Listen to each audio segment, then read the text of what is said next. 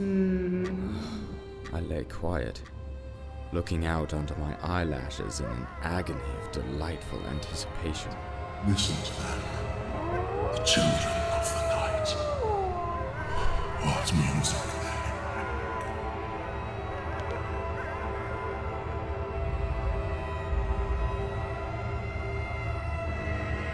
they Welcome to the sexiest show on the internet, the Dracula Podcast. I am Lancaster of the House Titmus, or Lancaster for short. Thank you to Southgate Media, Rob and Martha, oh such great people, Crooked Letter Creative, Tops Off Barbershop, and most of all, you for listening. We aim to bring you thoughtful, stimulating media, reviewing the films, books, music, plays, and personalities that make Stoker's creations so beloved. The criticism to inform your purchasing decisions, interesting guests, and, of course, our communities. Drop us a line. We're all over the internet, Facebook, Twitter, your favorite social media. We're all over the place. But enough of this nonsense. Here he is, the star of our show, Lawrence. Thank you, Lancaster. I am Lawrence Burgess, and this is the Dracula Podcast, the sexiest show on the internet. And we have returned. It is a very rainy day here, so if you hear some nonsense in the background, trees swaying, rain falling, I'm glad to be back. It has been a long time. Yes, we are going to tackle the terror known as The Mummy 2017. Lancaster, how you been? Oh, I think I've been all right. I've been living under a bridge for the past 6 months. Oh, I've been hungry and starving, and I've had to go out and do horrible things just to get food. What kind of things? Well, I was forced to strip naked and pour motor oil all over my body. It was absolutely disgusting, but I got $3 from it, and that bought me a Big Mac with a side of fries. All right, McDonald's. That's not the greatest choice to be healthy, but you have to do what you have to do. I know. Penny Dreadful. I'm very upset that it's over. So to be cautionary, spoilers ahead. Dracula's still alive. Sir Malcolm, Ethan, Catriona, Mr. Lyle. These are characters all still alive and in different places. Victor Frankenstein, surprisingly, is still alive. I did not think he would survive Penny Dreadful. It was originally told that it would be only 3 seasons long, but I really don't buy that. I think they wanted just to switch up the shows. Problem is, Penny Dreadful is absolutely profitable to Showtime. Hopefully we'll get it back one day on Netflix, because Netflix is the second chance. We see all kinds of shows returning to Netflix. So it's a good day. Lancaster, you ready? I am ready. It's time for news from around the globe. And before we get into this story, it's time to get excited. This is from Variety.com, Stuart Clark on June 20th. The title, Sherlock Team Reuniting for the New Dracula Series Exclusive. And we quote, Dracula is getting the Sherlock treatment from the writers and producers of the hit BBC detective series, reuniting for a new take on the Bram Stoker vampire classic. Mark Gatiss and Stephen Moffat will write the series, and Sue Virtue's Hartswood Films will produce. Some more quotes. Dracula will adopt the same format as Sherlock with a miniseries run of feature-length episodes. Scripts are not yet written. Casting for Dracula is some way off. Lawrence, what do you think? I think it's really good. Mark Gatiss is a big fan of classic horror.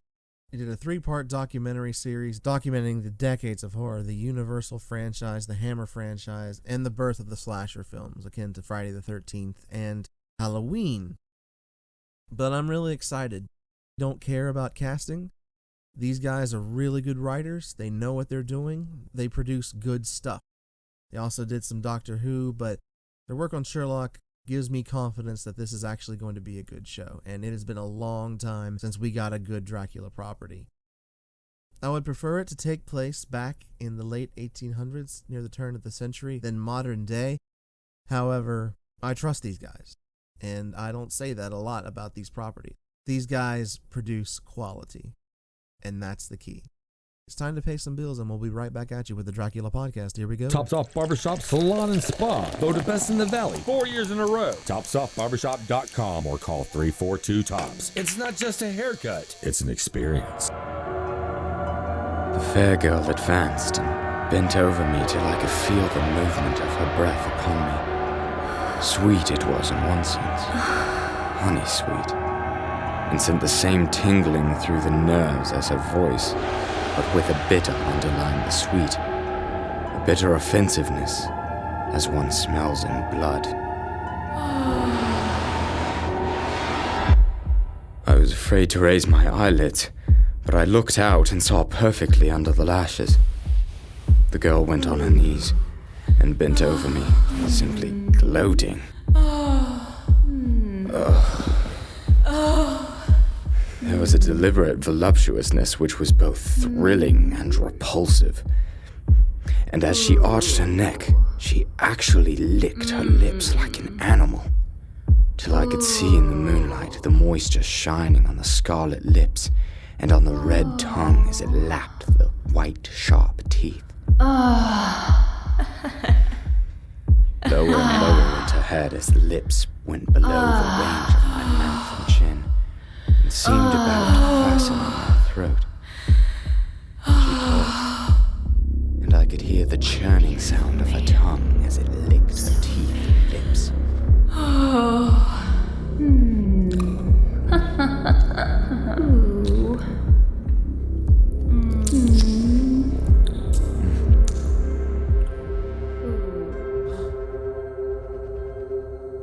All right, we're back at the Dracula podcast, and this episode is dedicated to Universal Studios and their continued failures of rebooting. This is the long, twisted story of the Universal Monsters franchise. If you don't like history, you might want to fast forward a little bit, but if you do, this is a great time to get in. Now for the good stuff. Universal was the first in making a shared universe. This was before Marvel. This was before DC.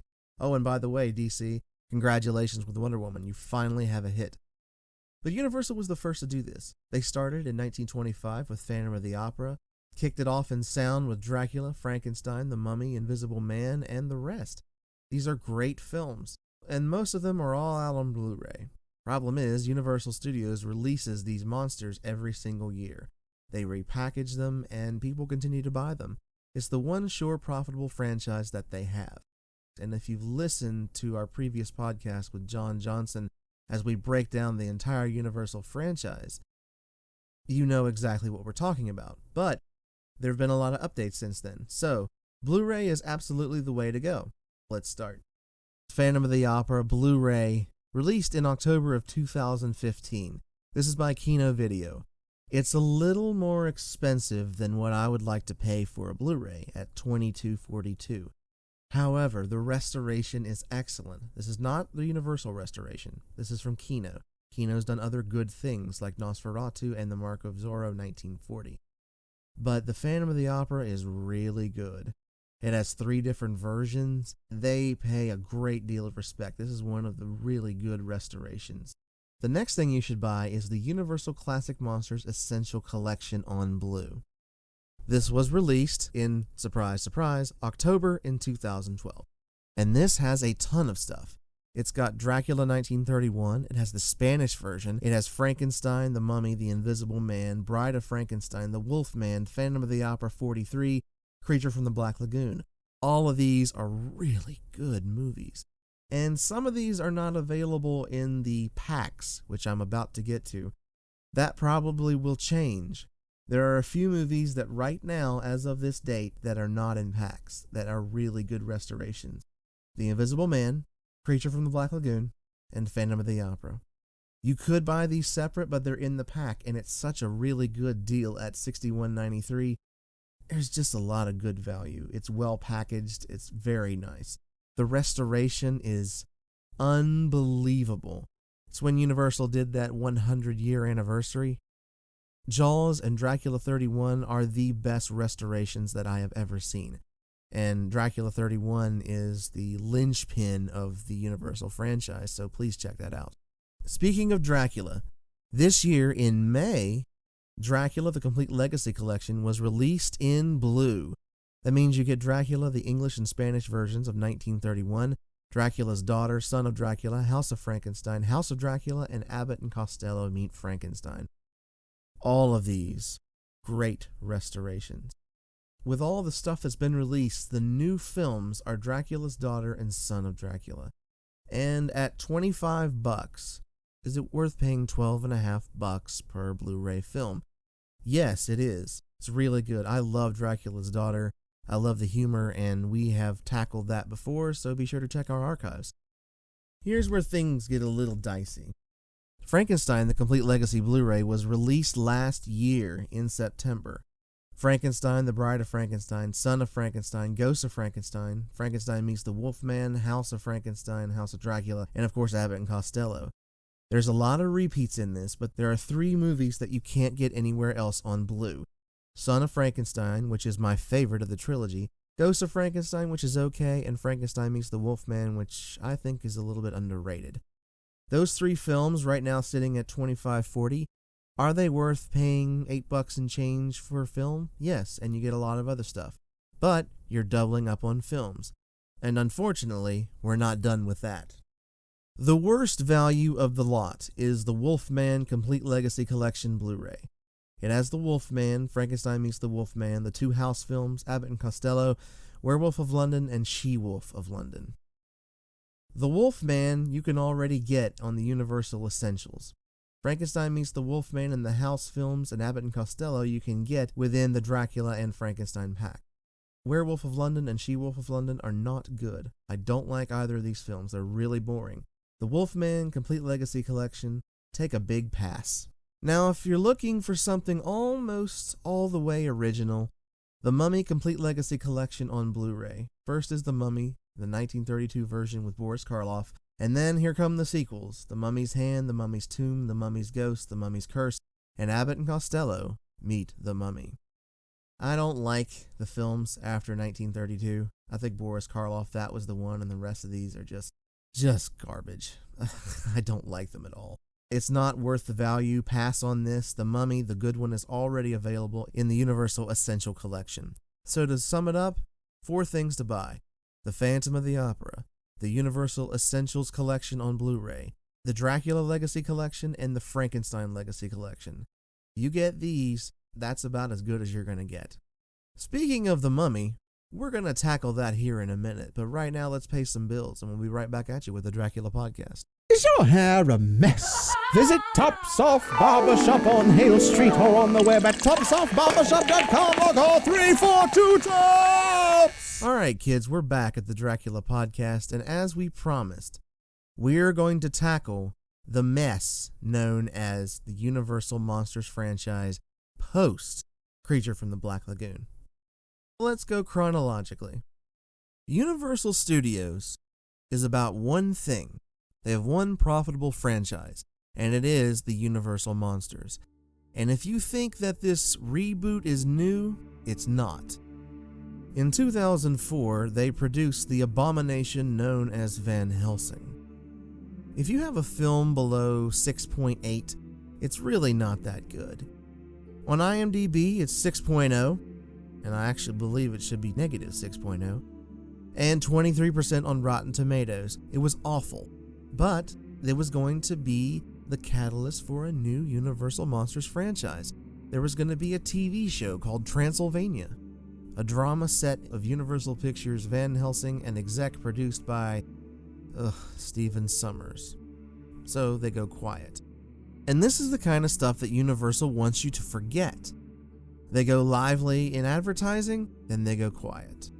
Keep that in mind as we continue. And then they move on. 6 years later, in 2010, they released The Wolfman, going a different direction from Dracula. I actually like this film. I don't give it the seal of approval, but it's one of those films that kind of stuck with me. The ending's quite a bit silly, but people didn't like it. It was even lower than Van Helsing on IMDb, but in Rotten Tomatoes, it jumped from Van Helsing's 23 to The Wolfman's 34. So it jumped 11%, but still, people didn't like it. And again, Universal Studios goes quiet. A pattern is starting to emerge, don't you think? In 2013, Dracula NBC comes out, and it was going to be the catalyst for something new. 7.4 IMDb, which is extremely low for a TV show, but they bump it up to 52% on Rotten Tomatoes, and spoiler, 52% is as high as this stuff is going to get. We have tackled this show. It is absolutely boring. They could have told the whole thing in one episode. Not good.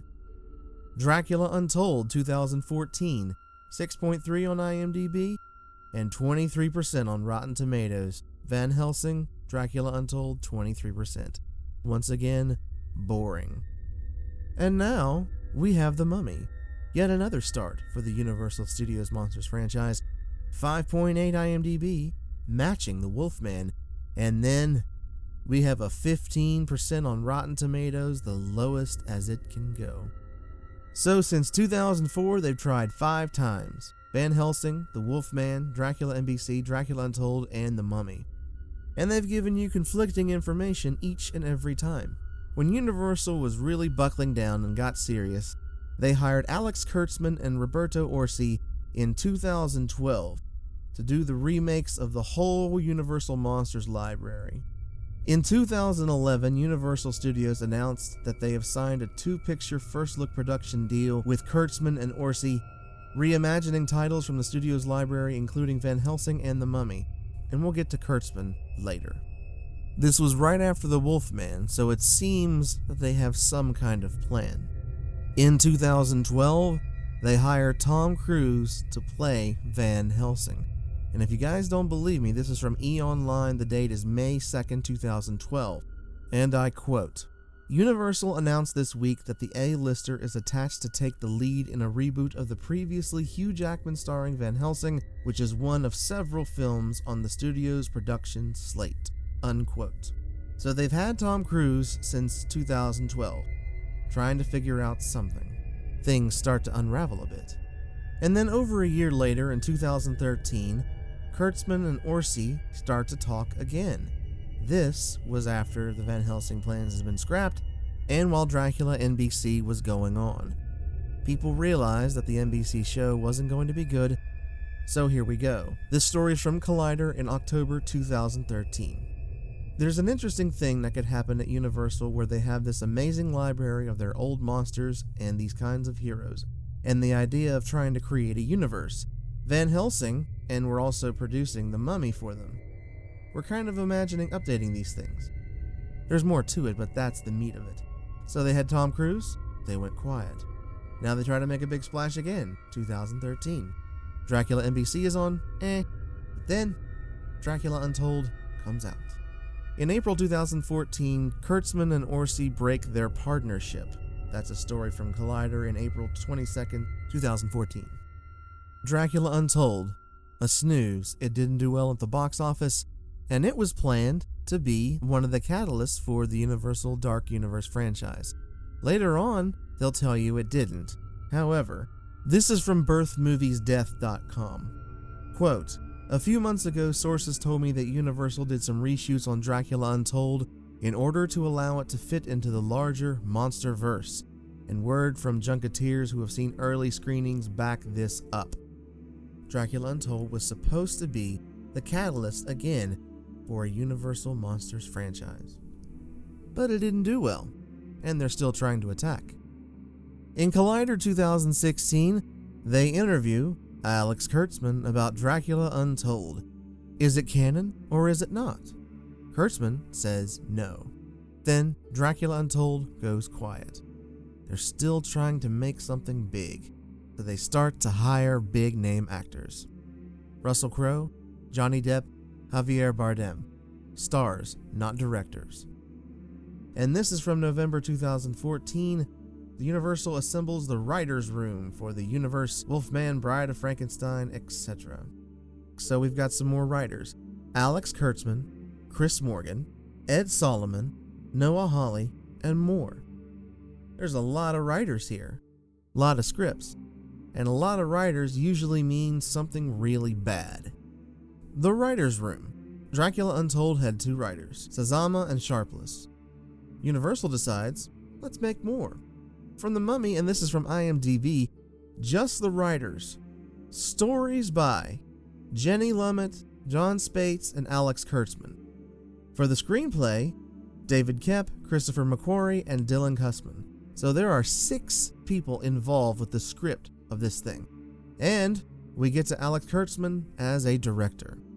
Right before The Mummy is unleashed, they release a statement and a picture of the new team for the Dark Universe. Ooh, Dark Universe. Sounds nice and spooky, doesn't it?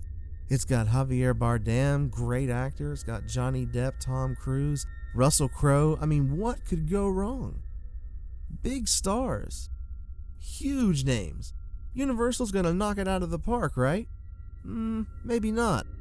And for The Mummy, the 5th attempt for a shared Universal Monsters franchise since 2004. Alex Kurtzman, he did a lot of TV to start off with. Then we get to his later writings. The Legend of Zorro, not that good. Transformers, okay. Transformers, Revenge of the Fallen, Cowboys and Aliens. The Amazing Spider-Man 2. This isn't great. So let's look at his directorial credits. 1 episode on Alias, a TV series called New Day, which never saw the light of day. Haha, nice pun. Then he directed a movie called People Like Us, with Chris Pine, Elizabeth Banks, 7.1 on IMDb, not too bad, but a 53% on Rotten Tomatoes. This is the guy who's directing The Mummy, who's supposed to be the catalyst for this universe. And they were so confident that they hired the stars and they made huge promos about the Dark Universe. They had videos bringing up the classic monsters and you saw them all, and The Mummy absolutely flops. It's got a 5.8 on IMDb, matching the lowest film in the Universal Monsters franchise since 2004. And it's got a 15% on Rotten Tomatoes. The Mummy's not necessarily the most popular monster in the franchise. They tried this back in the 90s with Rachel Weisz and Stephen Sommers. Ugh. And that didn't really do too well, but I mean, they made a few movies out of it. They got some box office, so they start to create this franchise, starting with The Mummy.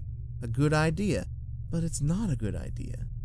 This article's from Variety in June 2017, just last month.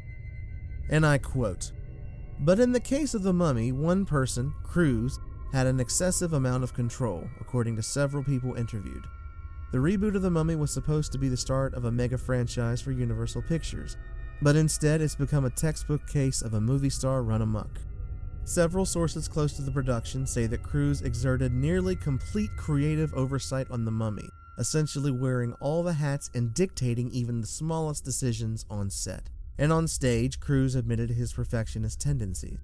Universal, according to sources familiar with the matter, contractually guaranteed Cruise control of most aspects of the project, from script approval to post-production decisions. He also had a great deal of input on the film's marketing and release strategy, those sources said, advocating for a June debut in a prime summer period.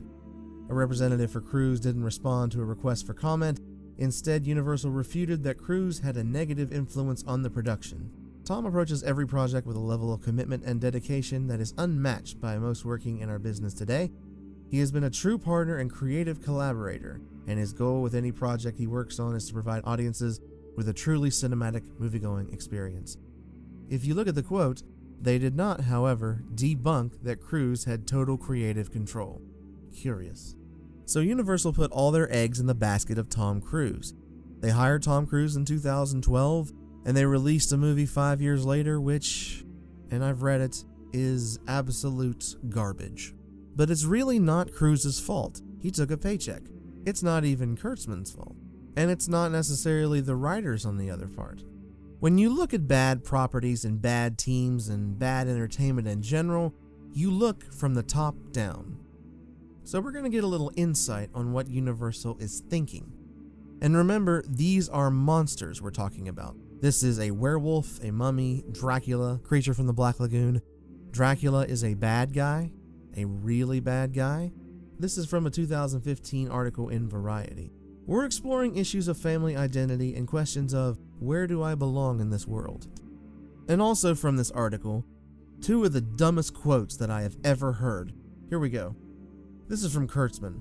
We're creating a mythology, so we're looking at this canon and thinking, what are the rules, Kurtzman says? What can we break, and what are the ones that are untouchable? And also a quote, storyboard artists and designers are creating the look and feel of the various productions, and each of the 10 writers working on the project has been assigned a monster to oversee. 10 writers. 10. 10 attitudes, 10 different point of views, 10 different writing styles.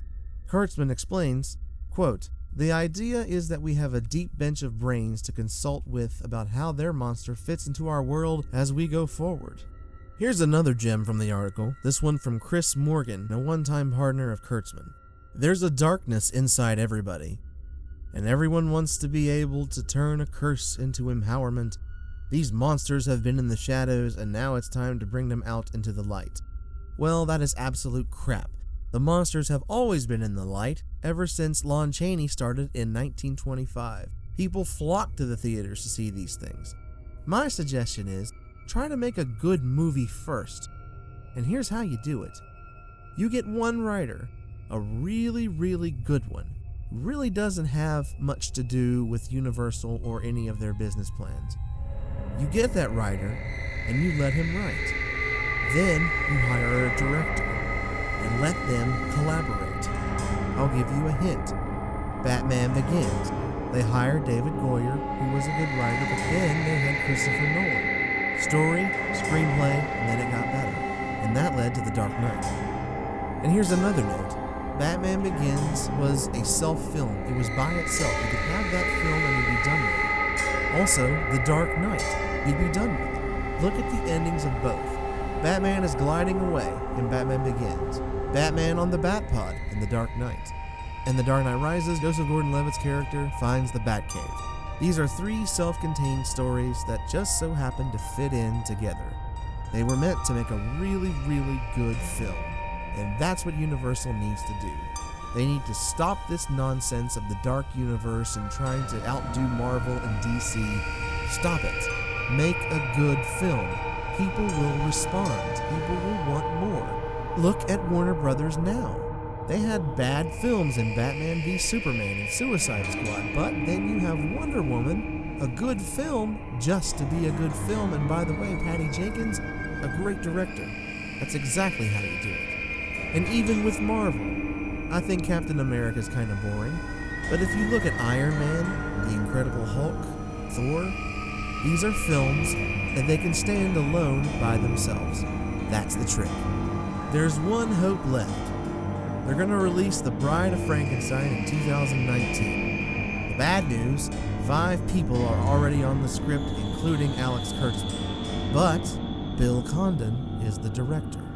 Yes, Bill Condon took a paycheck on the Twilight Saga 1 and 2. But here's some other films that he's done. Gods and Monsters, Dreamgirls, Mr. Holmes, and Beauty and the Beast from this year.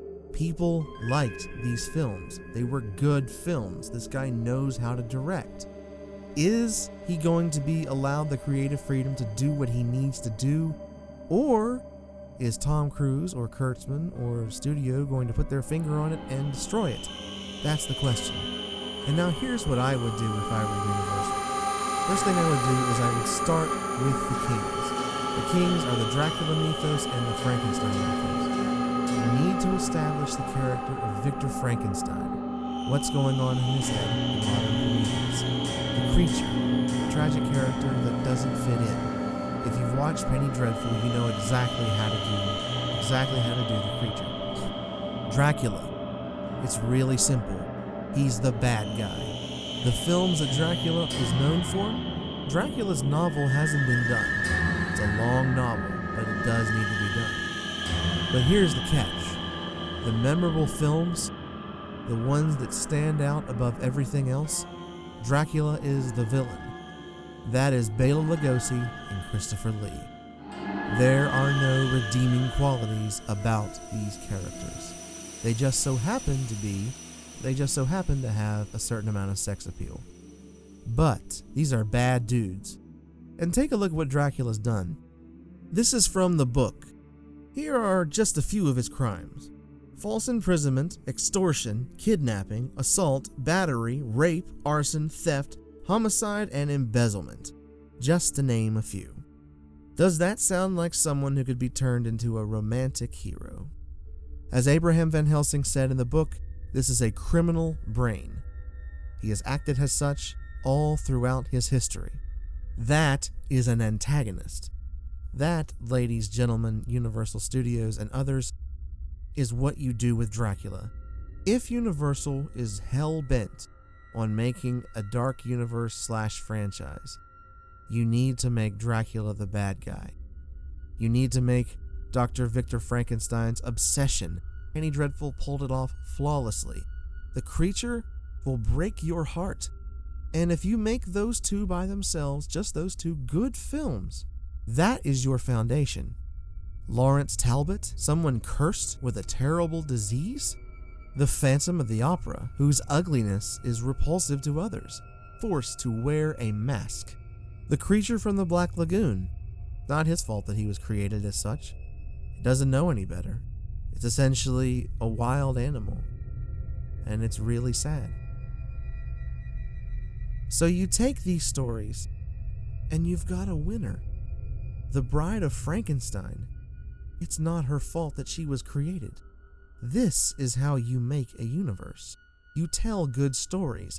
You've got great mythologies that you own. Use them. Universal releases their monster movies every single year, whether it be DVD, Blu-ray, VHS, 4K, or the like. Looking at Amazon just by itself, there are 21 different ways to purchase Dracula through DVD, and on Blu-ray, there are 6 more ways to purchase Dracula. And also in the packs, the Universal Essential Collection in blue, the Dracula Legacy Collection in blue, and the whole Legacy collections that took place with the DVDs.